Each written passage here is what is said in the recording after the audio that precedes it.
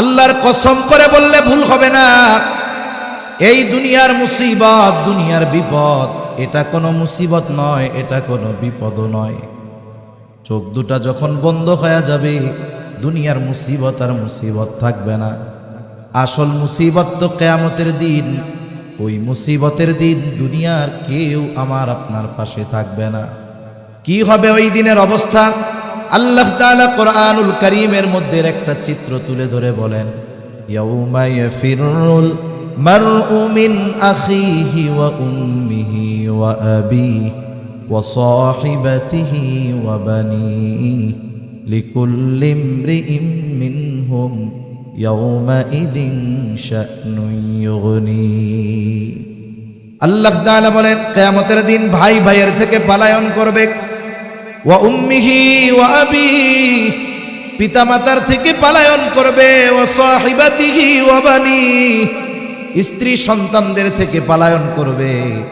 অথচ এই দুনিয়ায় একটা মানুষ মা বাবার চেহারা দেখলে অন্তর শীতল হয়ে যায়, সন্তানের বাবা ডাক শুনলে হৃদয়টা শীতল হয়ে যায়, স্ত্রী সন্তানের চেহারা দেখলে চক্ষু দুইটা শীতলতা লাভ করে। কিন্তু কিয়ামতের দিন কেউ কারো সাথে দেখা হোক এটা কামনা করবে না। প্রত্যেকটা মানুষ নিজের চিন্তায় বিভোর থাকবে, সকলেই চিন্তিত থাকবে। আমার আপনার নবীজিও সেই দিন চিন্তিত থাকবে। সবাই চিন্তিত থাকবে নিজের জন্য, আর নবীজি চিন্তিত থাকবেন তার উম্মতের নাজাতের জন্য। সেই দিন মানুষেরা এমনটাও আল্লাহ তাআলার কাছে বলবে, আল্লাহ, সারা দুনিয়ার সব মানুষকে জাহান্নামে দিয়ে হলেও আপনি আমাকে মাফ করে দেন। সেই দিন সকলে নিজের নাজাতের চিন্তা করবে, নিজে বাঁচার চিন্তা করবে। আর ওই দিন নবী কি করবে? একবার নবীজি দৌড়ায় চলে যাবেন হাউজে কাউসারের কাছে। না জানি তার কোনো উম্মত পানি পানে মাহরুম হয়ে যায়। আবার দৌড়ায় চলে যাবেন পুলসিরাতের কাছে। না জানি কোনো উম্মত পুল পাড়ি দিতে ব্যর্থ হয়ে যায়। আবার দৌড়ায় চলে যাবেন জাহান্নামের কাছে। না জানি কোনো উম্মতকে জাহান্নামে দিয়ে দেওয়া হয়। আবার একবার চলে যাবেন মিজানের কাছে।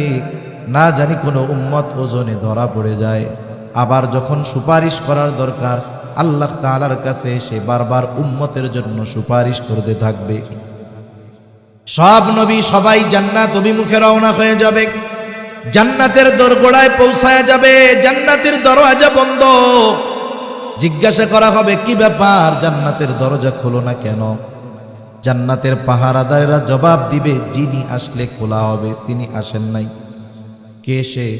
বলে, মুহাম্মাদুর রাসূলুল্লাহ সাল্লাল্লাহু আলাইহি ওয়াসাল্লাম। কোথায় তিনি? হাসরের ময়দানে উম্মতের নাজাতের চিন্তায় চিন্তিত। নবী ততক্ষণ পর্যন্ত জান্নাত অভিমুখে রওনা হবেন না ততক্ষণ না তার ওই উম্মত, যার মধ্যে যারা পরিমাণ ঈমান ছিল, তার ব্যাপারেও যতক্ষণ না আল্লাহ তাআলার পক্ষ থেকে জান্নাতের নিশ্চয়তা নবী পাবেন, ততক্ষণ পর্যন্ত নবী নিজে জান্নাতের উদ্দেশ্যে রওনা হবে না। এখন বলেন, ওই মুসিবতের দিন বাবা চিনবে, মা চিনবে, সন্তান চিনবে, কেউ চিনবে না। কিন্তু নবীজি আমাকে আপনাকে ভুলবে না। তাহলে বোঝা গেল নিঃসন্দেহে নবীজি আমাদেরকে সবচাইতে বেশি ভালোবাসে। এইরকম প্রত্যেকটা নবী তার উম্মতকে ভালোবাসে। উম্মত যদি পাপীও হয়, মুহাব্বতের কারণে এই ভালোবাসা থেকে যায়। ইব্রাহিম আলাইহিস সালাম উম্মতের প্রতি ওই মুহাব্বতের দাবি নিয়ে আল্লাহ তাআলার কাছে বলতেছে, ওয়ামান আসানি ফাইন্নাকা গফুরুর রহিম। ইব্রাহিম আলাইহিস সালাম বলে, আর যে আমার আনুগত্য করে নাই সেও তো আমার উম্মত। ইব্রাহিম আলাইহিস সালাম মূলত এই কথা বলতে চায়, আপনি তো গফুর, আপনি তো রহিম, আপনি তো অতিশয় দয়ালু, পরম দয়ালু, আপনি তো ক্ষমাশীল। আপনি যদি চান আমার এই গুনাহগার বান্দাগুলারেও, উম্মতগুলাকেও মাফ করে দিতে পারেন। সুবহান।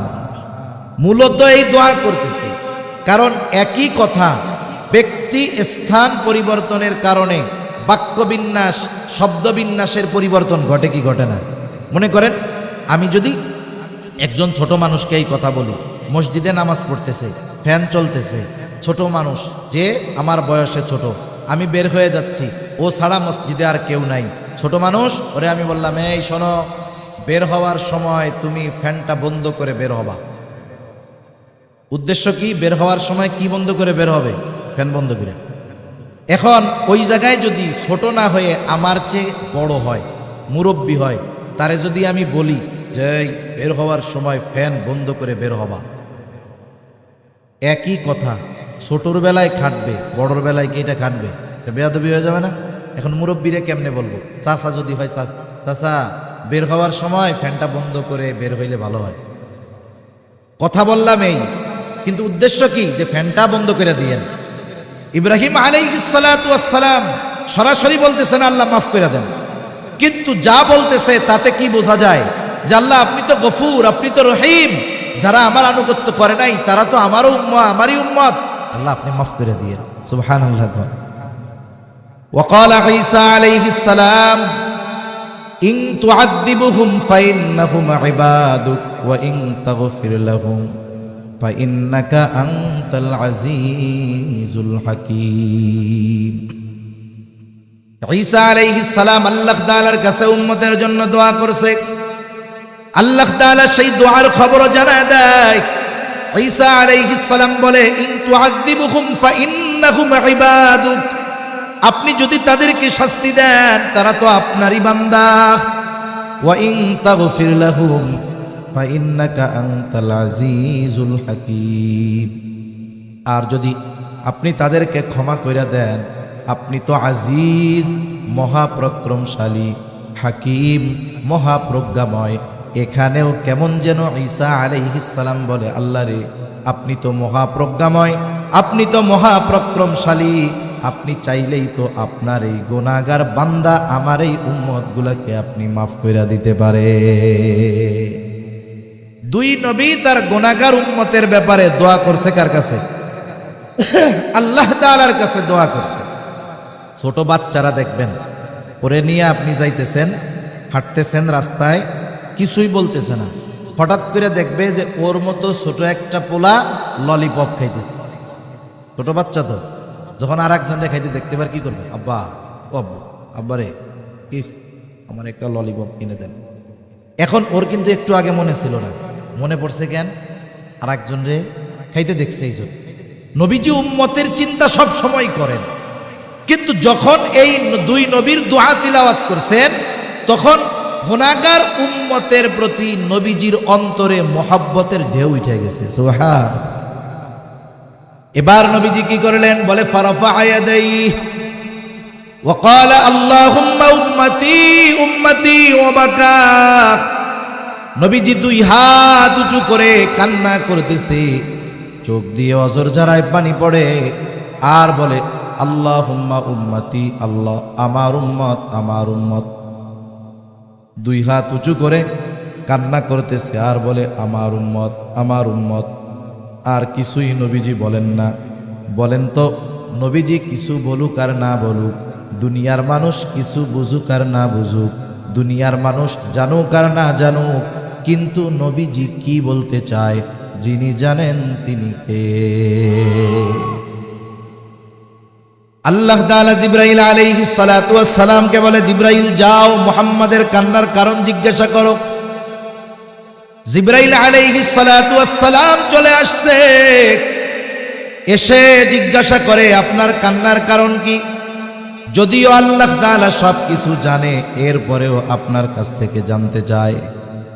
এখন কথা হইল, আল্লাহ তাআলা সব কিছুই যেহেতু জানে, আবার কেন নবীর কাছ থেকে জানতে চায়? একটা উদাহরণ দেই, তাইলে বুঝতে সহজ হবে। মনে করেন আমাদের দেশের মাদ্রাসাগুলো, আবাসিক যেই মাদ্রাসাগুলো, মক্তবে হেফজখানায় অনেক দূরের দূরের ছাত্র অনেক সময় লেখাপড়া করে কি করে না? মনে করেন আপনাদের মালিয়ারায় মাদ্রাসা, ওর বাড়ি মনে করেন পটিয়া, ও এইখানে হেফজখানায় পড়ে, মাদ্রাসায় পড়ে। ছোট বাচ্চা বৃহস্পতিবার বিকাল বেলায় আসরের পরে হুজুরের সামনে আইসা বসছে, বৈশাখ কান্না শুরু করছে, চোখ দিয়া পানি পড়তেছে। বলেন তো, কোনো মাদ্রাসার ছোট বাচ্চা যদি বৃহস্পতিবার আসরের পরে হুজুরের সামনে আইসা বৈশাখ কান্নাকাটি করে, এখন বলেন তো এই ছোট বাচ্চার কান্নার কারণটা কি হইতে পারে? বাড়ি যাওয়ার জন্য কান্নাকাটি করতেছে। এখন বলেন তো আপনারা, আমরা যদি ছাত্রের কান্নার কারণ বুঝি, ওই ছাত্ররে যেই ওস্তাদ পড়ায় ওই ওস্তাদ ওর কান্নার কারণ জানে না? যায়। এখন ওস্তাদ জিজ্ঞাসা করে, কি ব্যাপার, কান্না করো কেন? এখন ও আরো দুঃখে কান্নার গতি বাড়ায় দেয়। মনে মনে চিন্তা করে, আমি যে কেন কাঁদতেছি, হুজুর বোঝার পরেও কেন জিজ্ঞাসা করে? এই দুঃখে এখন কান্নার গতি আরো বেড়ে গেছে। এখন আরো বেশি কান্না করতেছে। হুজুর বলে, যতই কান্নাকাটি করো কোনো লাভ হবে না। কি জন্য কাঁদতেছো আগে এটা কও। এইবার ছোট বাচ্চা কান্না বিজড়িত কণ্ঠে বলে, হুজুর আমার আম্মুর জন্য আমার একটু কলিজার মধ্যে পড়তেছে, একটু দেখতে মন চায়। আমার ছোট ভাইয়াটারে দেখতে মন চায়, বোনটারে দেখতে মন চায়, আমি একটু বাসায় যাব। এইবার হুজুর একটা হাসি দিয়া বলে, ঠিক আছে যাও, আগামীকাল আসরের পরে মাগরিবের আগে মাদ্রাসায় চলে আসবা। এখন কথা হলো, ওই ছাত্র কি জন্য কান্না করে, কি বলতে চায়, ওস্তাদ জানার পরেও ছাত্রর মুখ দিয়ে কেন শুনতে চায়? বলে এটা ওস্তাদ ছাত্রের একটা মহব্বত, ভালোবাসার বহির প্রকাশ। তাহলে নবী কেন কান্না করে আল্লাহ তাআলা সব জানার পরেও কেন শুনতে চায়? বলে এটা হলো আমার আপনার নবীর প্রতি আল্লাহ তাআলার মহব্বতের বহির প্রকাশ। অনেক সময় অনেক কিছু জানার পরেও প্রিয়জনের মুখ দিয়ে শুনতে মনে চায়। নবীজি এইবার জিবরাইল আলাইহিস সালামকে পাইয়া একেবারে প্রাণ খুইলা সব বলছে। যেমন দেখেন, মেরাজের সময় যখন আল্লাহ তাআলার কাছ থেকে নবীজি হাদিয়া নিয়ে ফিরছে, হাদিয়াগুলোর মধ্যে একটা কি 50 ওয়াক্ত নামাজ। এখন মুসা আলাইহিস সালাম বলতেছে, আপনার উম্মত 50 ওয়াক্ত অসম্ভব, আপনি যে কমাই নিয়ে আসেন। এখন কমাইতে কমাইতে আছে কয় ওয়াক্ত? 5 ওয়াক্ত। মুসা আলাইহিস সালাম কি বলছে, যে এইটাও ঠিকমতো পারবে না, আপনি আবার যান। নবীজি বলছে কি, আমার আর যাইতে মন চাইতেছে না, লজ্জা লাগছে। তার মানে বোঝা গেল কিছু কিছু সময় আছে আমরা জানি যে ওনার কাছে গেলে কাজ হবে, কিন্তু ওনার সম্মান, ওনার মর্যাদার দিকে তাকিয়ে ওনার কাছে বলতে একটু ইতস্ত বোধ হয়। কিন্তু আমি এটাও জানি যে আমি কি বলতে চাই উনি সেটা জানে, ঠিক কিনা বলে? কথার কথা এটা আমি কেমনে বুঝবো? মনে করেন এক যুবক বিবাহ করতে চায়।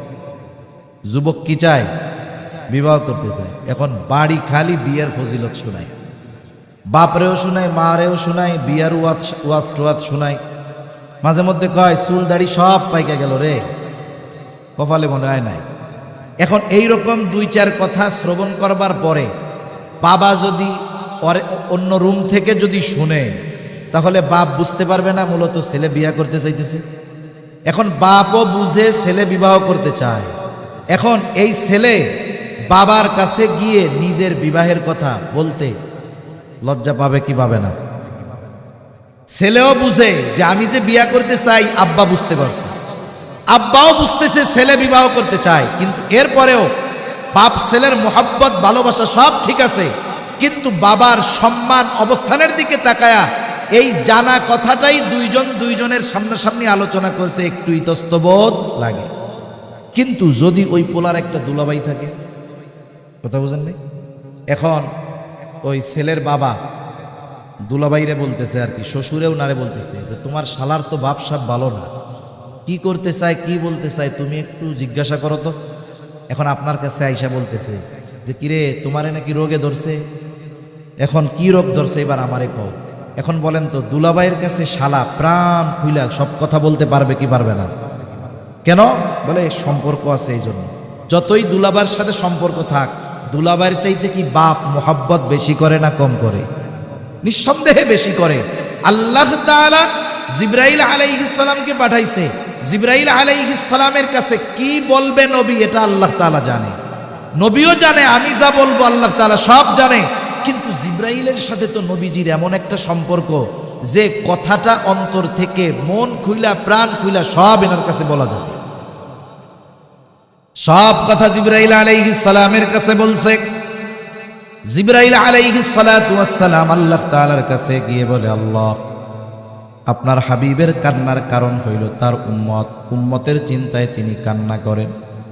আল্লাহ তাআলা সব কথার জবাব এক কথা দিয়ে জানায় দিলেন যে যাও মুহাম্মদকে গিয়ে জানায় দাও আমি অচিরেই তাকে তার উম্মতের ব্যাপারে সন্তুষ্ট করব, আমি তাকে তার উম্মতের ব্যাপারে অসন্তুষ্ট করব না।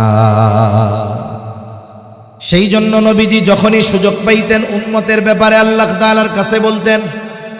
মেরাজে গেছেন, নিজের জন্য নিজের পরিবারের জন্য বলেন নাই, ওইখানে গিয়েও আমার আপনার নবী আমাদেরকে ভুলে যান নাই। এই নবীর উম্মতের প্রতি এমন দরদ, উম্মতের দ্বারা আঘাতপ্রাপ্ত হওয়ার পরেও তাদের ব্যাপারে তিনি বরদোয়া করেন নাই। তায়েফের ঘটনা এটা আমাদের সকলের জানা আছে। তায়েফের মানুষেরাও নবীজিকে পাথর দিয়ে এমনভাবে আঘাত করেছে, নবীজিকে যেই পাথরগুলো দিয়ে আঘাত করেছে ওগুলো ছোট ছোট ছিল না, বড় বড় ছিল, ধারালো ছিল, চোখা ছিল। যখন ওই ধারালো পাথর, চোখা পাথর নবীজির গায়ে আঘাত করেছে, গায়ের মধ্যে ক্ষত হয়েছে, রক্ত বের হওয়া শুরু হয়ে গেছে, রক্ত বেয়ে বেয়ে পড়ে শরীরের পোশাক ভিজে গেছে। এবার গা বেয়ে বেয়ে, পা বেয়ে বেয়ে রক্ত জুতার মধ্যে ঢুকে ওই রক্ত শুকায়া জুতা নবীজির পায়ের সাথে আটকে গেছে। সারাদিন নবীজি দাওয়াত দিয়েছেন, এই ক্লান্ত দেহ নিয়ে, রক্তাক্ত দেহ নিয়ে নবীজি পড়ন্ত বিকালে আঙ্গুর বাগানের পাশে একটু বিশ্রাম নিচ্ছে। জিবরাইল আলাইহিস সালাতু ওয়াস সালাম হাজির, এসে বলে ইয়া রাসূলুল্লাহ, এই কওম আপনার সাথে কেমন আচরণ করেছে আপনার মালিক সব জানে। আমার সাথে নতুন একজন ফেরেশতা এসেছে যে ইতিপূর্বে কখনো আসে নাই। নবীজি বলেন ওই ফেরেশতা আমার কাছে আসলো, আমাকে সালাম দেওয়ার পরে বলে ইয়া রাসূলুল্লাহ, এই কওম আপনার সাথে কেমন আচরণ করেছে আপনার মালিক সব জানেন, সব দেখেছেন। তিনি আমাকে আপনার আদেশ পালন করার জন্য পাঠিয়েছে। আপনি যদি আমাকে আদেশ দেন, আপনি যদি আমাকে নির্দেশ দেন, তাহলে দুই পাহাড় দিয়ে এদেরকে এমনভাবে পিষে দেওয়া হবে এদের কোনো অস্তিত্ব থাকবে না। এখানে যে একটা জনবসতি ছিল, জনপদ ছিল, একেবারে অস্তিত্বহীন হয়ে যাবে। আপনি যদি শুধু আদেশ দেন, দুই পাহাড় দিয়ে এদেরকে পিষে দেওয়া হবে। এই কথা বলবার পর নবীজি একটু আরাম করতেছিলেন, এবার নবীজি উঠে বসলেন। এই ফেরেশতার কথার জবাবে নবীজি কি বলেন? নবীজি বললেন বাল আরজু আই ইয়াখরুজাল্লাহু মিন আসলাবিহিম মান ইয়াবুদুল্লাহ ওয়াহদাহু ওয়া লা ইউশরিকু বিহি শাইআ। নবীজি কেমন যেন বলতেছে, শোনো, তুমি তো আমাকে বলতেছো আদেশ দেন, দুই পাহাড় দিয়ে এদেরকে পিষে দেই, কিন্তু শুনে নাও, আমি তো এদের ব্যাপারে আল্লাহ তাআলার কাছেই আশা পোষণ করি যে আল্লাহ তাআলা এদের মধ্য থেকে এমন এক প্রজন্ম বের করবে, এমন এক সম্প্রদায় বের করবে যারা এক আল্লাহর ইবাদত করবে, তার সাথে কারো শরীক করবে না। আমি তো এদের থেকে এইটা আশা করতেছি, এরা ঈমান আনে নাই ঠিক আছে, কিন্তু এদের মধ্য থেকে আল্লাহ তাআলা হয়তো এমন মানুষ বের করবে যারা আল্লাহর ইবাদত করবে, আল্লাহর সাথে কারো শরীক করবে না। একটু চিন্তা করে দেখেন, যেই উম্মত দুনিয়ায় আসে নাই, ওই উম্মতের প্রতিও নবীজির কেমন ভালোবাসা ছিল। নবীজি তার কথার দ্বারা কিয়ামত পর্যন্ত যত মুমিন উম্মত আসবে সকলের প্রতি ভালোবাসার বার্তা নবীজি দিয়ে গেছে। নবীজি পথ চলতেছেন, সাথে অনেক সাহাবায়ে কেরাম। হঠাৎ করে নবীজি বলেন আমার ভাইদেরকে দেখতে মন চায়। উপস্থিত সাহাবারা বলতেছে ইয়া রাসূলুল্লাহ, আমরা কি আপনার ভাই নই? নবীজি বলেন না, তোমরা হইলে আমার সাথী। তাহলে আপনার ভাই কারা? বলে আমার পরে আমাকে না দেখে যারা আমার উপরে ঈমান আনবে তারা হলো আমার ভাই। এইবার চিন্তা করে দেখেন যে আল্লাহর নবী ভালোবাসার বার্তা আমাদেরকে জানায় দিয়ে গেছে। এখন বিষয়টা হলো এইরকম, একটা হাদিস বলতে গেলে লম্বা সময় কথা বলা যাবে, কিন্তু কিছু বিষয় এইরকম আছে, একটা বিষয় হাজার মানুষের বলার চাইতে অনেক সময় একজন ব্যক্তির বলাটা বেশি গ্রহণযোগ্য হয় না? এরকম মনে করেন আগের আমলে, অনেক আগে যখন প্লেন সচরাচর এরকম ছিল না, অনেক সময় মানুষের মোবাইল ছিল না, দেখা যাইতো না, কথা বলতো না, অনেকে শুনতাম বিদেশে গেছে বিয়া কইরা আসছিল, বিদেশে গেছিল যখন, বিদেশ থেকে একবার আসছে, যখন আসছে সে ছিল অবিবাহিত, বিয়া কইরা বিদেশ গেছে, বিদেশ থেকে যখন আসছে হলো দাদা হইয়া। কথা বুঝেন নাই? মানে একবারে 15-20 বছর থেকে আসছে। ওই জামানায় ছবি তোলার পাঠানোর মোবাইল কিছুই ছিল না। এক চিঠি পাঠাইতো, 6 মাস পরে, 1 বছর পরে, 12 বছর পরে পৌঁছাইতো। ঠিক কিনা বলেন? এই যে কয়েকদিন আগে, কয়েক মাস আগে মনে হয় দেখলাম এক লোক নাকি অনেক আগে সে এক জায়গায় চাকরির জন্য ইন্টারভিউ দিচ্ছে, আল্লাহর বান্দার চাকরিও হয়ে গেছে। এখন তার চাকরির যেই লেটার এটাও তারে পাঠাইয়া দিছে, কিন্তু দুর্ভাগ্যবশত ওইটা পোস্ট অফিস থেকে তার বাড়িতে আর আসে নাই, আসছে গিয়ে 40 বছর পরে, বাংলাদেশের মধ্যেই। কয় বছর পরে আসছে? চাকরি ঠিকই হয়েছিল, চিঠি ঠিকই পাঠাইছিল, কিন্তু আসতে লাগছে কত বছর? 40 বছর। এখন আগেও এরকম অনেক সময় ছিল। তা ওই লোক মনে করেন বিদেশ থেকে আসছে, এখন এসে বিবাহ শাদী কইরা 6 মাস থাইকা আবার চলে গেছে, একটানা 18 বছর। ইতিমধ্যে আল্লাহ তাআলা তাকে একটা সন্তানও দান করছে। এখন সন্তান 18-19 বছরের যুবক, উনিও ফোন মোবাইল নাই তো, উনি চিন্তা করছে হঠাৎ করে বাড়ি গিয়ে আমি সবাইরে অবাক বানায় দিব। উনি এবার আসছে, বাড়িতে আসতে আসতে অনেক রাত, বাড়ি আইসা গভীর রাত দরজা টোকা দিছে। এখন বাড়িতে যদি একটা যুবক ছেলে থাকে, গভীর রাত্রে কি মহিলারা দরজা খুলতে যাবে না? এখন ওই যুবক, তাগড়া যুবক, দরজা খুলতে গেছে। এখন দরজা খুলে দেখে একটা অপরিচিত মানুষ, ফোনেও দেখে নাই, ছবিও দেখে নাই। বাপরে কি চিনবে নাকি? চিনবে না তো। এখন দেখাই বলতেছে আপনি কে? এখন বাপও চিন্তা করছে একটু মজা করি, পোলা তো আমার, বুঝতেই পারতেছে, বলে তুমি আমারে চিনবে না, তোমারে আমার মা চিনবে। এখন বলেন তো, এইরকম কথা যদি বলে ওই ছেলে চিন্তা করবে, এই আমার মা যাদেরকে চিনে আমিও তো সবাই চিনি, তুই কেডা? এইবার দেখা যাবে বাঁশ একটা নিয়ে মাথায় বাড়ি মেরে ফাটাইয়া দিতে যাচ্ছে। ইতিমধ্যে মা আওয়াজ শুনে দৌড় দিয়ে চলে আসছে, কি হয়েছে রে, কি হয়েছে? এখন আয়শা দেখে যে ছেলে লাঠি নিয়ে কারে জানি মাথা ফাটাই দিবে, বাইরে কে? এখন তাকায় দেখে তার স্বামী। সাথে সাথে বলতেছে, বাবা তুমি কোনারে চিনো না, এই যেই তো তোমার আব্বা। এখন বলেন তো, একটু আগে যেই ছেলেটা ওনার মাথা ফাটায় দেওয়ার জন্য লাঠি একটা নিয়ে আসছে, মা যখন বলছে যে এই যেই তোমার আব্বা, তখন মেজাজ গরম না ঠান্ডা? এবার বলতেছে আমি তোমাদেরকে একটু সারপ্রাইজ দেওয়ার জন্য এরকম করছি। এখন ছেলেটা কাকুতি মিনতি করবে না, আব্বা আপনাদের চিনতে পারি নাই, ভুল হয়ে গেছে, আমারে মাফ করে দেন, বেয়াদবি নিয়েন না। তার মানে মা যখন বলছে, অপরিচিত একজন মানুষ যাকে সে জীবনেও দেখে নাই, অথচ তার বাবা, মা যখন সাক্ষ্য দিছে সাথে সাথে এটা বিশ্বাস করেন। নবীজি আমাদের ভালোবাসেন, হাদিসের পাতায় পাতায় পাওয়া যাবে, অনেক হাদিস বলা যাবে নবীজি আমাদের প্রতি কেমন ভালোবাসা নবীজি। এখন আসেন সব কিছু বাদ দেন, নবীজি যে আমাদের ভালোবাসে, এই ভালোবাসার সাক্ষ্য স্বয়ং যিনি দিয়েছেন তিনি কে? একটু হৃদয়ের কান দিয়া শুনলে, একটু খেয়াল দিয়া শুনলে ভালোবাসার গভীরতাও বুঝতে পারবেন। আসলে নবীজি আমাদের কত ভালোবাসে এটা আমরা পরিমাপ করতে পারবো না। আল্লাহ তাআলা সেই ভালোবাসার কথাই সূরা তাওবার এই আয়াতের মধ্যে বলেন। আল্লাহ তাআলা বলেন, লাকাদ জাআকুম রাসূলুম মিন আনফুসিকুম আজিজুন আলাইহি মা আনিতুম হারিসুন আলাইকুম বিল মুমিনিনা রাউফুর রহিম। আল্লাহ তাআলা বলেন, লাকাদ জাআকুম রাসূলুম মিন আনফুসিকুম, তোমাদের মধ্য থেকে তোমাদের জন্য এমন একজন রাসূলের আগমন ঘটেছে। কেমন সেই রাসূল? আল্লাহ বলতেছেন, 1 নাম্বার আল্লাহ তাআলা বলেন, আজিজুন আলাইহি মা আনিতুম, তোমাদের জন্য যেটা কষ্টের সেটা তারও জন্য কষ্টের।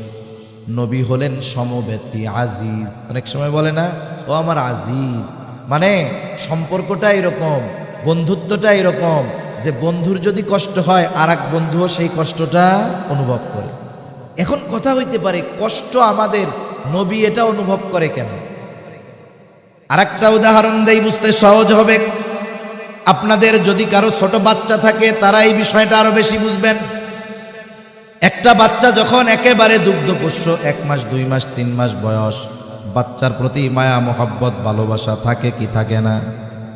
কিন্তু ওই বাচ্চার যখন 9 মাস 10 মাস 1 বছর বয়স, আব্বু আব্বু ডাকে। বলেন তো 3 মাসের বাচ্চার চাইতে আব্বু ডাকা বাচ্চার প্রতি মোহাব্বত বেশি না কম? এইবার যখন বাচ্চাটা আর একটু বড় হয়, 1.5-2 বছর বয়স, মোহাব্বত আরো বাড়ে। কারণ ওই ছোট বাচ্চা তখন একটা কথা বলার আগে 10 বার আব্বু ডাকে।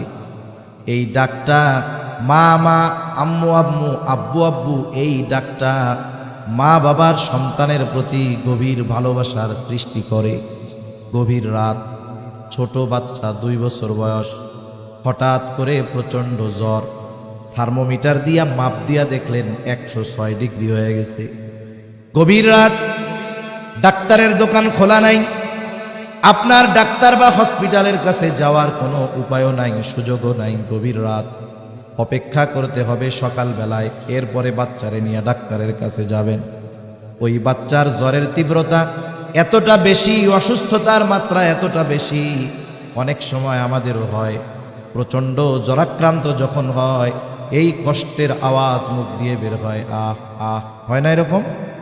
ওই ছোট বাচ্চা কষ্টে আওয়াজ করতেছে, গা পুড়ে যাচ্ছে, শরীরটা জ্বরে কষ্টে কাঁপুনি হচ্ছে।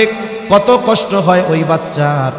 ওই পাশে বসা মা বাবা, আমার তো মনে হয় জ্বরের কারণে ওই ছোট বাচ্চার যত কষ্ট হয়, ওই বাচ্চার কষ্টটা দেখে মা বাবার তার চাইতে আরো বহুগুণ বেশি কষ্ট হয়।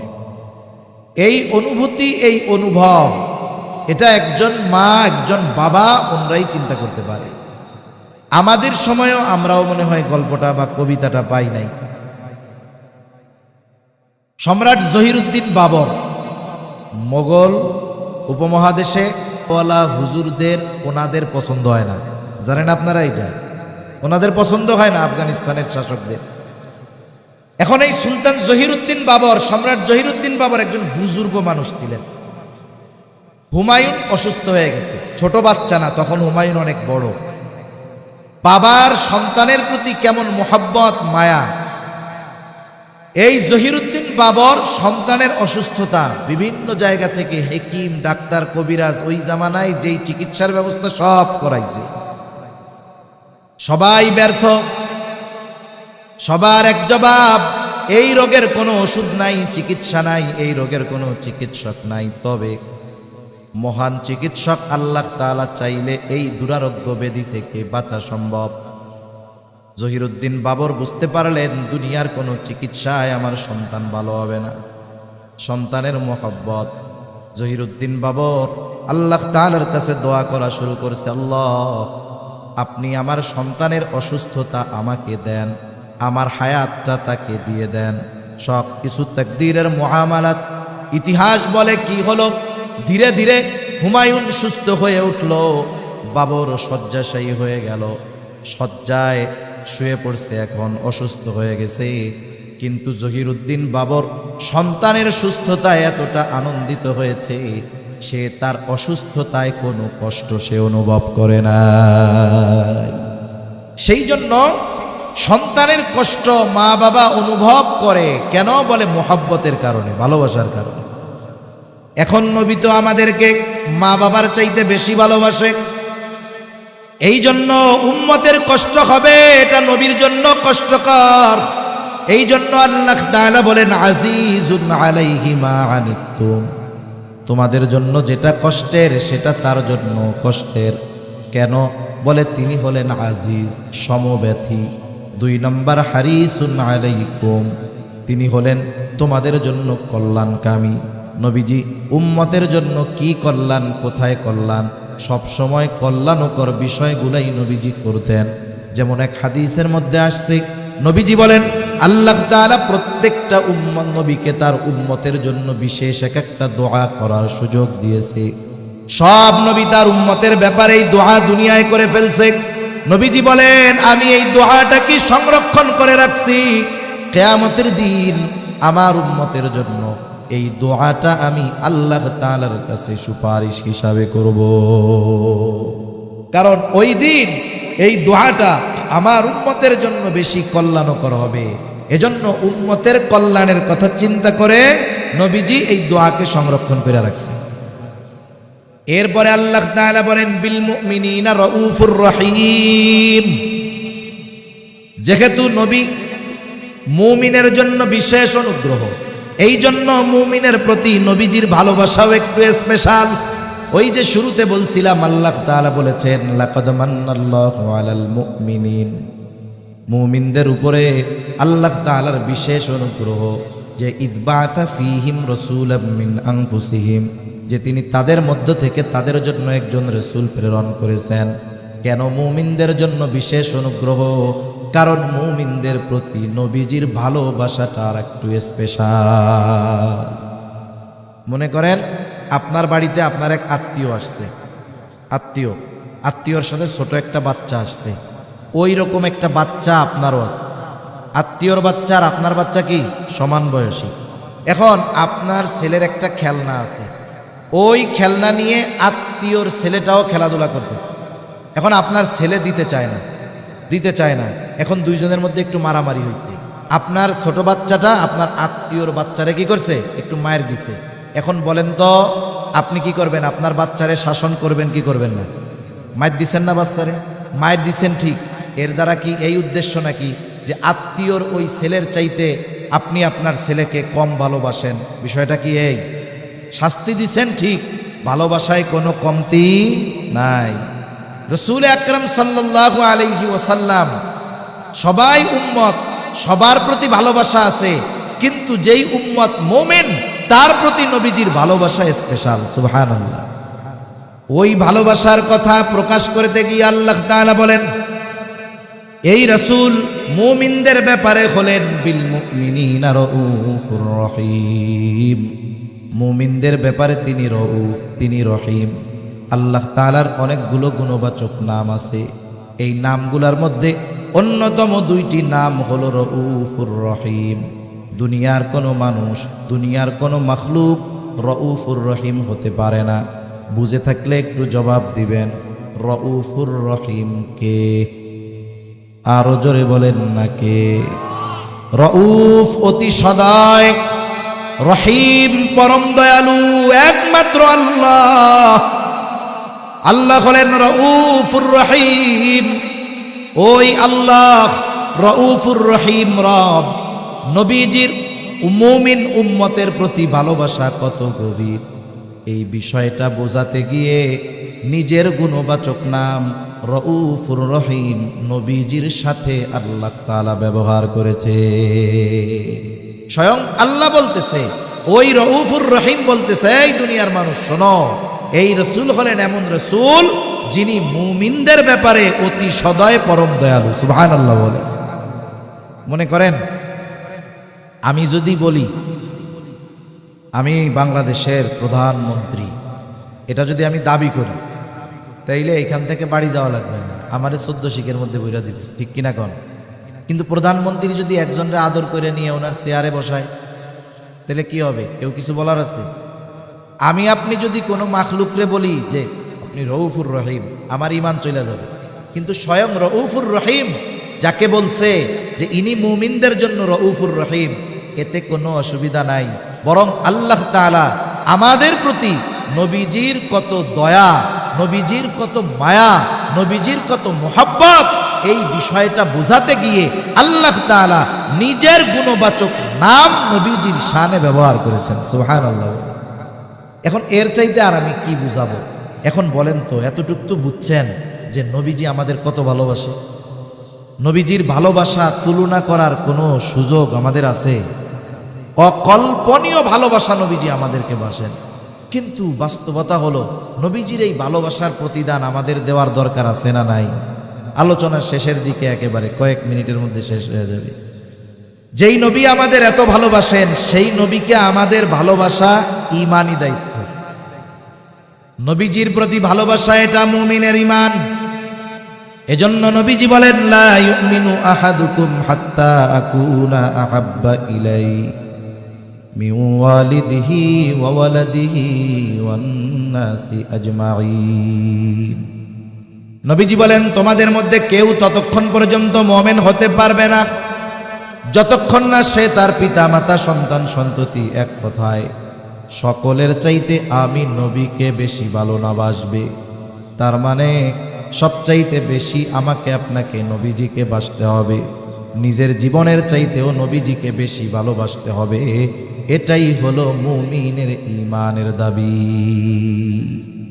আমরা নবীজিকে ভালোবাসতে তৈরি আছি না সবাই? কারা কারা আছে? নারায়ে তাকবীর, একটু জোরে দেন, নারায়ে তাকবীর। মাশাআল্লাহ, হাত নামাই। আমাদের সমস্যা কি জানেন? আমরা ভালোবাসতে চাই ঠিক নিজেদের পদ্ধতিতে। মানে আমরা ইসলামকে কেমন চাই? বলে আমাদের মতো চাই, নবীর মতো, আল্লাহর মতো আমরা ইসলাম পালন করতে চাই না। ইসলাম পালন করতে চাই আমরা আমাদের মতো, যেটা আমাদের সুবিধা এটা করবো, যেটা করলাম বাদ। কিন্তু বিষয়টা হলো এরকম, নবীজিকে ভালোবাসতে হবে, এটা মুমিনের ঈমানের দাবি, ঈমান সম্পৃক্ত বিষয়। এখন ভালোবাসবো কেমন? বিষয়টা হলো, আমরা তো নবীজিকে সামনে পাই নাই। একজনকে যদি সামনে পাওয়া যায়, মানুষ তার ভালোবাসার সর্বোচ্চটা প্রদর্শন করতে পারে। আবু বকর নবীজিকে সামনে পেয়েছে, নবীর মোহাব্বতে ঘরের সব সম্পদ এনে নবীর সামনে দিয়া দিছে। হযরত তালহা নবীজিকে সামনে পেয়েছে, উহুদের ময়দানে নিজের বুকটাকে নবীর জন্য ঢাল বানায় দিছে। এখন আমরা তো নবীজিকে সামনে পাই নাই, কেমনে নবীকে ভালোবাসবো? ভালোবাসতে তো মন চায়। এই জন্য নবীজিও জানেন আমার উম্মত তো আমারে ভালোবাসতে চাইবে, কেমনে ভালোবাসবে? এই জন্য নবীজিকে ভালোবাসার পদ্ধতি স্বয়ং নিজে আমাদের জানায় দিয়ে গেছে। নবীজিকে ভালোবাসতে হবে কেমনে? নবীজি বলেন, মান আহাব্বা সুন্নতি ফাকাদ আহাব্বানি ওয়া মান আহাব্বানি কানা মাই ফিল জান্নাহ। নবী বলেন, যে আমার সুন্নতকে ভালোবাসলো, সে যেন আমাকে ভালোবাসলো। আর নবীকে ভালোবাসলে লাভ কি? বলে আমি নবীর সাথে জান্নাতে থাকতে পারবে। সুবহানাল্লাহ বলেন। তাহলে নবীর সুন্নাতকে যদি মোহাব্বত করা হয়, নবীকে মোহাব্বত করা হয়, নবীকে মোহাব্বত করলে নবীর সাথে জান্নাতে থাকা যায়। নবীর সাথে জান্নাতে থাকতে পারা এটা বড় সৌভাগ্যের ব্যাপার। আর একটা হাদিস শোনাই আপনাদের। নবীজির কাছে একদিন গ্রাম্য এক সাহাবী আসছে, গ্রাম্য এক লোক আসছে। নবীজি আর একজনের সাথে কথা বলতেছে। নিয়ম হলো, আদব হলো, আপনি যখন আরেকজনের সাথে কথা বলবেন, আমি গিয়ে আপনাকে ওই কথা শেষ হওয়ার আগে প্রশ্ন করা এটা ঠিক নয়। কিন্তু গ্রামের মানুষ অনেক সময় সরল থাকে, সহজ সরল বুঝে না। গ্রামের মানুষ বুঝে না সহজ সরল, এটা তাদের মূর্খতা নয়, এটা সরলতা। নবীজি একজনের সাথে কথা বলতেছে, ওই লোকটা আইসা নবীজিরে বলে, ইয়া রাসূলুল্লাহি মাতাস সাআ, হে আল্লাহর রাসূল, কিয়ামত কখন হবে? নবীজি ওই ব্যক্তির সাথে কথা শেষ করার পরে বলতেছেন, ওই লোক কোথায় যে আমারে জিজ্ঞাসা করলো কিয়ামত কখন হবে? এইবার ওই লোকটা বলে, ইয়া রাসূলুল্লাহ, আমি জিজ্ঞাসা করছি। কিছু কথা আছে, ওই কথা জিজ্ঞাসা করার পরে জবাব না দিয়া পাল্টা প্রশ্ন তারে করতে মন চায়, ঠিক কিনা গণ? আমি মাঝে মধ্যে অনেক জায়গায় বলি এটা। আমাদের মুন্সিগঞ্জ বিক্রমপুরের বড় একজন আলেম ছিলেন। করোনাকালীন সময়, করোনায় উনি দুনিয়া থেকে চলে গেছেন। এক জায়গায় গেছি আমরা মাহফিলে। এখন হুজুর যখন গেছে, অনেক ওলামায়ে কেরাম এক জায়গায় গেছে। স্বাভাবিক, একজন শীর্ষস্থানীয় আলেম যদি কোথাও যান, ওলামায়ে কেরাম যখন যায়, বিভিন্ন বিষয়ে পরামর্শ করেন, আলোচনা করেন, পরামর্শ নেন। যেই মজলিসে আওয়াম থাকে না, সাধারণ মানুষ থাকে না, ওলামায়ে কেরামের মজলিসই হয়। তা হজরতের সাথে অনেক আলেম একসাথে বসে আলোচনা করতেছে, বিভিন্ন বিষয় জানা হচ্ছে, উনিও দিক নির্দেশনা দিচ্ছেন। আর গেটের মধ্যে একজন তালিবুল ইলমরে দাঁড়া করায় দেওয়া হয়েছে যে, শোনো, এখন যদি কেউ হুজুরের সাথে কেউ দেখা করতে চায়, সাধারণ পাবলিক, বলবা যে আধা ঘন্টা পরে, একটু পরে। এখন ও দরজায় আটকায় দাঁড়ায় আছে। এক লোক বাহির থেকে ধুমধাম করে দরজার মধ্যে আওয়াজ করতেছেন, এই কিরে কিরে, দরজা খোলেন, খুব জরুরি আছে, হুজুরের সাথে আমার দেখা করতেই হবে। এখন ওই লোকের কথা আর দরজার আঘাতের আওয়াজ হজরতের কানে গেছে, আমরাও সবাই ওইখানে আছি। এখন বলতেছে কে? তালিবুল ইলম বলে, হুজুর, এক লোক খুব পিড়াপিড়ি করতেছে, আপনার সাথে তার দেখা করতেই হবে, খুবই জরুরি, খুব ইম্পর্টেন্ট বিষয় হুজুর, দেখা করতেই হবে। হুজুরও মনে করছে হয়তো অতি জরুরি বিধায় এই জন্য এরকম করতেছে, বলে আসতে দাও। এখন লোকটা আসছে। অনেক সময় মানুষের চেহারা দেখাই বোঝা যায় যে এ আসলে নামাজ কালাম পড়ে কিনা, কারণ নামাজি মানুষ তার পরিচ্ছন্নতা সবকিছু ভিন্ন থাকে, ঠিক কিনা কোন। এখন ওই লোক আইসা হুজুরের সামনে বসছে, বলে হুজুর আমার খুব গুরুত্বপূর্ণ একটা বিষয় আপনার কাছে জানার দরকার, এলাকার কোনো হুজুর জবাব দিতে পারে নাই। কি গুরুত্বপূর্ণ বিষয়? এখন বলতেছে হুজুর রসুল সাল্লাল্লাহু আলাইহি ওয়াসাল্লামের শ্বশুর শাশুড়িগুলো সবার নাম আমার জানার দরকার। সুন্দর গুরুত্বপূর্ণ প্রশ্ন না? কবরে রাখার পরে এই জায়গার থেকে 2-4টা জিজ্ঞাসা করবে, তো কি বলেন? জিজ্ঞাসা করবে। হুজুরও তো বিচক্ষণ মানুষ, বলে তোর জবাব দিব, তুই আগে আমারে দোয়াই খুনুক শুনি। এই যেই বলছে কয়েকজন আলেমের ঘাড়ের উপরে পাড়া দিয়ে এক দৌড়ে ঘর থেকে সে বের হয়ে গেছে। এখন বলেন ও যে প্রশ্ন করছে, ওর যে অবস্থা, ওর যে ভাবভঙ্গি, ওইটা জানলেও জবাব দেওয়ার আগে ওকে পাল্টা প্রশ্ন করার জরুরি হয়ে গেছে, ঠিক কিনা কোন। তা ওই গ্রাম্য সাহাবী নবীজিকে প্রশ্ন যে করছে, প্রশ্নের ভাবটা একটু ভিন্ন রকম ছিল। ভাবটা কিরকম? বলার দ্বারা অনেক সময় অবস্থা বোঝা যায় আর। তা উনি প্রশ্নটা এমনভাবে করছে যে ওনার বাপ, উনি গাঠি গুঠি নিয়ে কেয়ামতের জন্য রেডি হয়ে আছে, কিন্তু কেয়ামত আসতেছে না। বুঝেন নাই? উনি কেয়ামতের জন্য রেডি, কিন্তু কেয়ামত আসতেছে না। যেমন আপনারা যখন কেউ ঢাকা যান, ঢাকা যখন যাবেন টিকিট কিছু কাটেন নাই, গেছেন বাস কাউন্টারে, গরিবুল্লাহ শাহ মাজারের ওই জায়গায় বা জিসি মোড়ে গেছেন, আপনি কাউন্টারে ঢুকলেন, ইউনিক কাউন্টারে ঢুকছেন, ঢুকে কি জিজ্ঞাসা করেন? ভাই ঢাকার বাস আসবে কখন? ঠিক না? ঢাকার বাস কখন আসবে? উনি বলল যে 11টার সময় আসবে। আপনি একটা টিকিট করলেন যে আমারে ঢাকার একটা টিকিট দেন। এখন আপনাকে একটা টিকিট দেওয়া হইল, 11টা বাজে, 11:30 বাজে, এখনো বাস আসে না। বিরক্ত হয়ে গেছেন না? যাওয়ার জন্য আপনি রেডি না? এখন আপনি গিয়ে তারা আবার জিজ্ঞাসা করতেছেন, ও ভাই বাস কখন আসবে? দেখেন টিকিট কাটার আগে কিন্তু একই কথা বলছিলেন, বাস কখন আসবে। এখন টিকিট কাটার পরেও একই কথা বলতেছেন, বাস কখন আসবে। কিন্তু বলেন তো, সময়ের পরিবর্তনের কারণে যদিও কথা এক, কিন্তু উদ্দেশ্যের পার্থক্য আছে না নাই? প্রথমবার আপনি শুধু খবর জানতে চাইছেন যে বাসটা কখন আসবে, সময়টা জানার দরকার। দ্বিতীয়বার আপনি সময় জানতে চান নাই, দ্বিতীয়বার মূলত কি বলতেছেন, এই মিয়া বাস আসার কথা 11টার সময়, আমি বসে আছি এই জায়গায়, বসতে বসতে মাজা ব্যথা হয়ে গেল, বাস এখনো আসে না কেন? মূল কথা তো এইটা নাকি? কিন্তু বলছেন কি বাস কখন আসবে, কিন্তু বলার ভঙ্গিটা ভিন্ন। এই ভঙ্গির দ্বারা কি বোঝা যায় যে আপনি তারে উল্টা শাসাইতেছেন, এখনো বাস আসে না কেন। তা ওই গ্রাম্য সাহাবীর বলার ভাবটা ওই রকম যে উনি কেয়ামতের জন্য রেডি, কিন্তু কেয়ামত আসতেছে না। এই জন্য নবী, যেমন অনেক সাহাবীর প্রশ্ন এরকম আছে, ইয়া রাসূলুল্লাহ কেয়ামত কখন হবে? যেমন হাদিসে জিবরিলের মধ্যে প্রশ্ন করছে কেয়ামত কখন হবে, নবীজি তখন জবাব দিছেন যে ব্যাপারে প্রশ্নকারীর চাইতে আমি বেশি জানি না। এরপরে কিছু আলামত জানতে চাইছেন, আলামতগুলো বলছেন। তাহলে বোঝা গেল একই প্রশ্ন, দেখেন ব্যক্তি, অবস্থা, বলার ভঙ্গিমার পরিবর্তনের কারণে জবাবের ভিন্নতা আসে। এখন যদি জানতে চাইতো তাইলে তো উনি বলতেন যে কেয়ামত কখন হবে, এটা আল্লাহ তাআলা ভালো জানে। কিন্তু বলার ভঙ্গি কি, যে উনি কেমন যেন রেডি, কিন্তু কেয়ামত আসতেছে না। এই জন্য নবীজি তাকে পাল্টা প্রশ্ন করলেন, মা আদাত্তা লাহা, তুমি কিয়ামতের জন্য কি পাথেয় সংগ্রহ করেছো? সহজ সরল মানুষ, সহজ জবাব, আমি আল্লাহ এবং তার রাসূলকে ভালোবাসি। নবীজি বললেন, আল মারউ মা মান আহাব্বা। চিন্তা করেন প্রশ্ন ছিল কি আর জবাবের শেষটা হইল কি। এইবার লোকটা বাড়ির পথে হাঁটা ধরছে।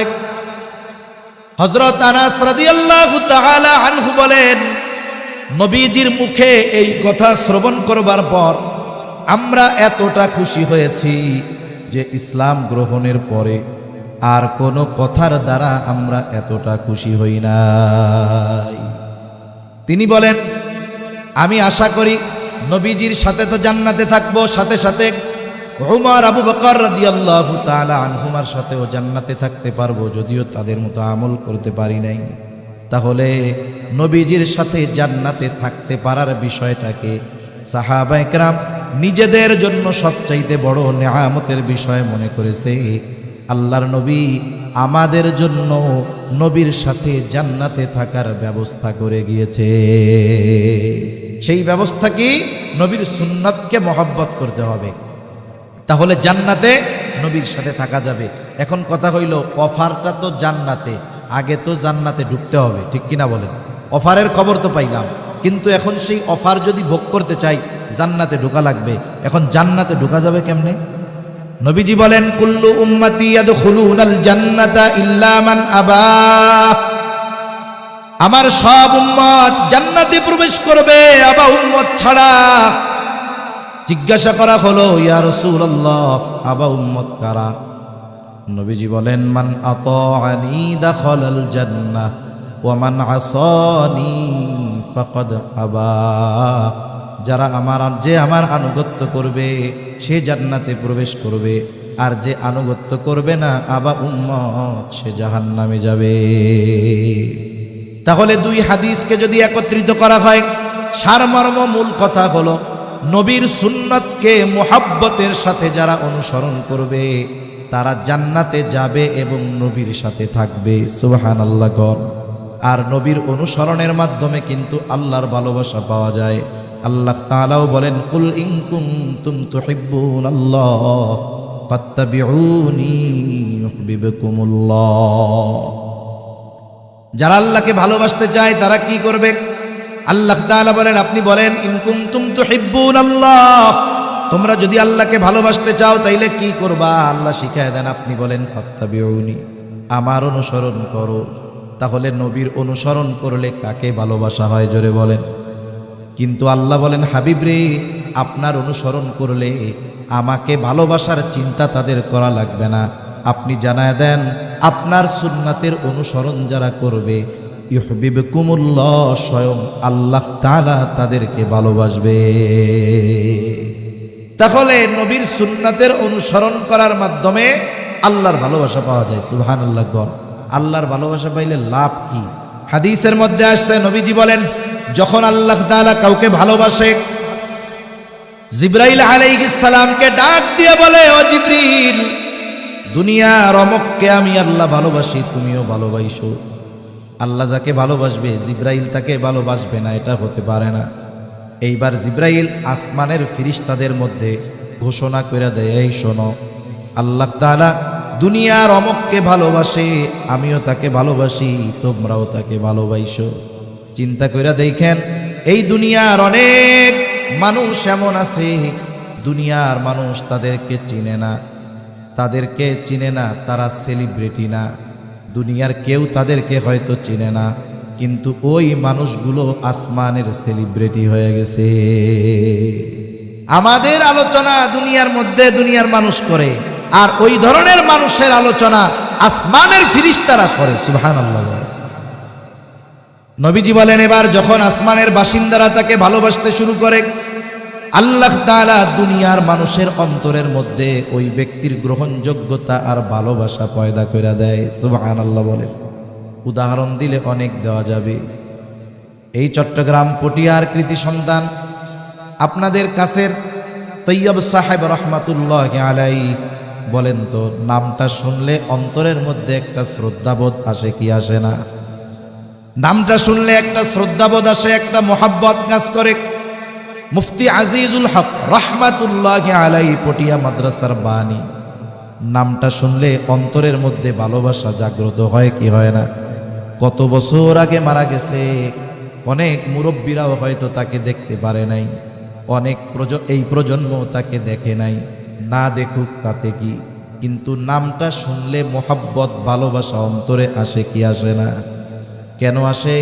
ওনার পোলাপান, ওনার আত্মীয় স্বজন তো আমাকে আপনাকে চা খাওয়ায় নাই, খোবাইব সাহেব আমাদের দাওয়াত দিয়ে চা খাওয়াইয়া কয় নাই যে আমার আব্বারে একটু ভালোবাসেন। এখন কথা হইল, এরপরেও তাদের গ্রহণযোগ্যতা ভালোবাসা আমাদের মধ্যে কেন? বলে আসমানের মালিকের ভালোবাসা যখন পাওয়া গেছে, দুনিয়ার মানুষের ভালোবাসার গ্রহণযোগ্যতা আল্লাহ তাআলা দিয়ে দিয়েছে। সর্বশেষ কথা একটু চিন্তা করেন, এই কথাটুকু নিয়ে ভাইবেন। শেষ কথা, আমার জীবনটাকে সাজাবো কেমনে? হায়াত খুব অল্প, আমাদের সকলকে চলে যেতে হবে। এই জন্য বুদ্ধিমান হলো সেই ব্যক্তি যে নিজে আখেরাতের পাথেয় সংগ্রহ করে ওই সফরের জন্য প্রস্তুত থাকে। শেষ একটা কথা বলে আলোচনা শেষ করি। বাংলাদেশের প্রত্যেকটা মসজিদে একটা লাশের খাটিয়া থাকে, ঠিক না? ওই খাটিয়ায় একদিন আমাকে আপনাকে উঠতেই হবে, কোনো সন্দেহ নাই। আমাকে আপনাকে মরতেই হবে, কোনো সন্দেহ নাই। একটু হৃদয় দিয়ে চিন্তা কইরেন, একটু ভাইবেন, যেই কথাগুলো যেটা বলি একটু চিন্তা কইরেন। আমি আপনি যখন দুনিয়া থেকে চলে যাব, মারা যাব, আল্লাহ না করুক এইখানে যদি কেউ মারা যায়, এইখানে যদি কেউ মারা যায়, তার লাশটা কিন্তু বাকি রাত যেই বিছানায় সে গত রাত্রে ঘুমায়াছিল ওই বিছানার মধ্যেও তার লাশটা উঠাবে না, ঠিক কিনা বলেন? মারা গেলে লাশটা বাহিরে রাইখা দিবে, সর্বোচ্চ বারান্দার মধ্যে নিচে ফালায়া রাখতে পারে। স্ত্রী বলবে না যে তার জন্য তো বিছানা করে বসেছিলাম, দুনিয়া থেকে তো চলেই গেল, আজ রাতটা তার বেডরুমেই খাটের উপরে লাশটা থাক, রাখবে নাকি? একটু চিন্তা করে দেখেন। আমাকে আপনাকে মৃত্যুর পরে গোসল দেওয়া হবে, কাফন পরায়া দেওয়া হবে, খাটিয়ায় করে জানাজার জায়গায় নিয়ে যাওয়া হবে। আমার আপনার জানাজা শেষ, এইবার যেই জায়গায় আমাকে একাকী ঘরে রেখে আসবে, কবরে লাশটা নিয়ে ওখানে চলে যাবে। সবাই যাবে, 2 জন বা 3 জন লোক কবরের মধ্যে নামবে, উপর থেকে 2-3 জন আমার আপনার লাশটাকে নিচে নামায়া দিবে। এই লাশটা যখন কবরস্থ করে এই সময় একটা দোয়া পড়ে, বিসমিল্লাহি ওয়া আলা মিল্লাতি রাসূলিল্লাহ। এইটা হলো কবরের ভিসা। কবরের কি বলেন তো? ভিসা। এখন অনেক সময় শুনেন না, ভিসা জালিয়াতির কারণে মামলা হইছে। এক দেশের ভিসা জালিয়াতি করছে, এখন ওই দেশের এম্বাসি আজীবনের জন্য ওই লোককে ওই দেশে প্রবেশ করা নিষিদ্ধ করে দিছে। কবরের মধ্যে আমাকে আপনাকে রাখবে, রাখার সময় বলবে বিসমিল্লাহি ওয়া আলা মিল্লাতি রাসূলিল্লাহ। আমরা হয়তো অনেকের ব্যাপারে বলেছি, একদিন আমার আপনার ব্যাপারেও এই কথাটা বলবে। এখন এই কথাটার সারমর্ম কি? বুজুর্গানে দিন বলেন, এই কথার সারমর্ম হলো যে বলা হয়, আয় আল্লাহ, আপনার নামে এমন এক ব্যক্তিকে এখন কবরের মধ্যে রাখতেছি, যেই ব্যক্তির গোটা হায়াত ওয়া আলা মিল্লাতি আই ওয়া আলা সুন্নতি রাসূলিল্লাহ, রাসূলের সুন্নাতের উপরে অতিবাহিত হয়েছে। তার মানে যখন সে মারা গেছে তখনও সে সুন্নতের উপরে ছিল, এখন তাকে কবরস্থ করতেছি, এখনও সে সুন্নতের উপরে আছে। এই কথা বলে আমাকে আপনাকে কবরে রাখা হবে, সবাইকেই রাখা হবে। ওই যে শাহবাগের মুরগি কবির, ওকেও রাখা হবে। আমার মনে হয় নাস্তিক হুমায়ুন আজাদকেও এই কথা বইলাই রাখছে। তসলিমা নাসরিন, ও তো ওর দেহ মেডিকেলে দান করে দিছে, ওর আর কি হবে? মুসলিম পরিচয় যদি হয় কবরে এই দোয়া পড়ে রাখবে। আমি কাউকে কষ্ট দেওয়া আমার উদ্দেশ্য না। দেখা গেল এই দোয়াটা এমন ব্যক্তির ব্যাপারে বলা হলো যে জীবনে কোনোদিন সুন্নাতের দ্বারের কাছে যায় নাই, তার মুখের মধ্যে নবীর সুন্নাত দাড়ি নাই, জীবনে কোনোদিন সুন্নাতের পাবন্দি করে নাই। এখন বলেন, সুন্নাতবিহীন ওই লোকটাকে যখন কবরে রাখা হবে, তার ব্যাপারে বিসমিল্লাহি ওয়া আলা মিল্লাতি রাসূলিল্লাহ এই কথাটা সত্য হবে নাকি মিথ্যা হবে? অনন্তকালের যেই সফর, তার প্রথম ঘাঁটি কবর, ওইখানে আমাকে আপনাকে যদি মিথ্যা কথা দিয়ে রাখে, তাহলে ওই জায়গায় তো আমার ভিসা ডুপ্লিকেট হয়ে গেল। এজন্য সর্বশেষ কথা, যে আমাকে যে ভালোবাসে, আমি তার জন্য ভালোবাসার প্রতিদান দিতে, জীবনও দিতে তৈরি থাকব। সেই নবী যার জন্য আমি জীবন দিতে প্রস্তুত, আমাদের অবস্থা যদি বলে নবীর মোহাব্বতে জীবন কারা দিবা, সব দিয়া দিবে। যদি কই নবীর মোহাব্বতে জীবন আপাতত দেওয়া লাগবে না, দাড়ি নাই, দাড়িটা রেখে দেয়, বলে হুজুর পরে। এ ভালোবাসা আসলে ভালোবাসা হইল না। এ ভালোবাসাকে আসলে ভালোবাসা হইছে? যার জন্য জীবন দিতে পারবা তার জন্য তুমি দাড়ি রাখতে পারো না, যার জন্য জীবন দিতে পারবা তার জন্য তুমি সুন্নতি লেবাসে চলতে পারো না। তাইলে তোমার এই ভালোবাসা ওই সেই বন্ধুর মতো যে মুসিবতের সময় আগে বলায়। ওই ভালোবাসার যেমন দাম নাই, সুন্নাত বিহীন নবীর প্রতি যারা বলে ভালোবাসি, সুন্নাত মানতে পারি না, এই ভালোবাসারও বাস্তবতায় কোনো মূল্য নাই, ঠিক কিনা বলেন?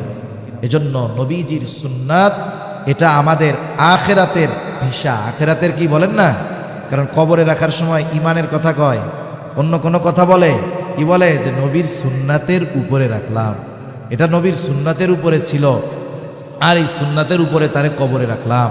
সেজন্য আমি আপনি সফল তখন, আমি যখনই মারা যাই না কেন, যেখানেই মারা যাই না কেন, আমাকে যখন কবরস্থ করা হবে, আমার ব্যাপারে ওই দোয়াটা যদি সত্য হয় তাহলেই আমি সফল, তাহলেই আমি নবীর খাঁটি আশেকে রসুল। এটা ছাড়া নামে স্লোগানে আশেকে রসুল হওয়া যেতে পারে, কিন্তু পরিপূর্ণ সুন্নাতের পাবন্দি যদি না হয় তাহলে আসল আশেকে রসুল হওয়া যাবে না। আল্লাহ সুবহানাহু ওয়া তাআলা নবীজি যে আমাদেরকে এত ভালোবাসেন, এই ভালোবাসার প্রতিদান দেওয়ার তৌফিক আল্লাহ তাআলা আমাদেরকে দান করেন। সকলে বলি আমিন। ওয়া আখিরু দাওয়ানা আনিল হামদুলিল্লাহি রাব্বিল আলামিন। আসসালামু আলাইকুম ওয়া রাহমাতুল্লাহি ওয়া বারাকাতুহু। দোয়া করে দেব।